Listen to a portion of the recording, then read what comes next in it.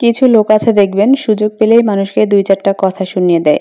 আর একদল আছে যারা এদেরকে তকমা দেয় যে ওরা উচিত কথা বলে। ওদের মনটা পরিষ্কার, মনে কিছু রাখে না, যা বলার মুখের উপরেই বলে দেয়। আমি কিন্তু এটা একদমই বিশ্বাস করি না। কারণ ওদের মনটা যদি এতটাই পরিষ্কার হতো আর ওরা যদি এতই ভালো মনের হতো, তাহলে ওরা সুযোগ পেয়েও কথা শোনাতো না। আপনি সুযোগ পাচ্ছেন কাউকে ২ টা কথা শোনানোর, কিন্তু আপনি তাকে শোনাচ্ছেন না কথাটা। এইখানেই আপনার ভালো মনের পরিচয়টা পাবে।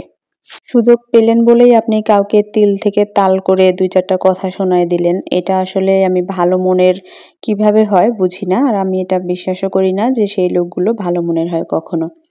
যাই হোক, আমার মতের সাথে হয়তো আপনাদের মত নাও মিলতে পারে। তো আসসালামু আলাইকুম। আশা করি সবাই অনেক ভালো আছেন। আমিও আলহামদুলিল্লাহ অনেক ভালো আছি।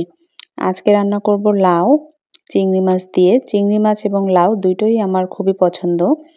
এবং আমাদের প্রিয় নবী সাল্লাল্লাহু আলাইহি ওয়াসাল্লাম লাউ পছন্দ করতেন।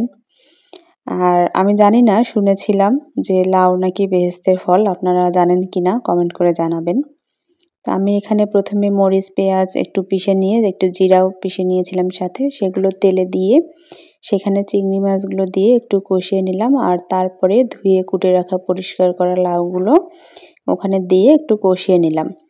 কিছুক্ষণ কষানোর পর লাউগুলো আধা সিদ্ধ হয়ে গেছিল। তারপরে আমি পরিমাণ মতো এখানে ঝোলের পানি দিয়ে অনেকক্ষণ জাল করে নিলাম বলক তুলে। আর চিংড়ি মাছ এমন একটা জিনিস, এটা দিয়ে আপনি যা কিছুই রান্না করেন না কেন সবকিছুই অনেক বেশি টেস্টি হয়।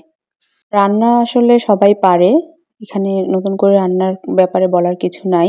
রান্না একটা আর্ট আমি মনে করি। কারণ একই উপকরণ, একই জিনিসপত্র দিয়ে রান্না করলেও সবার রান্না কিন্তু একই রকম হয় না।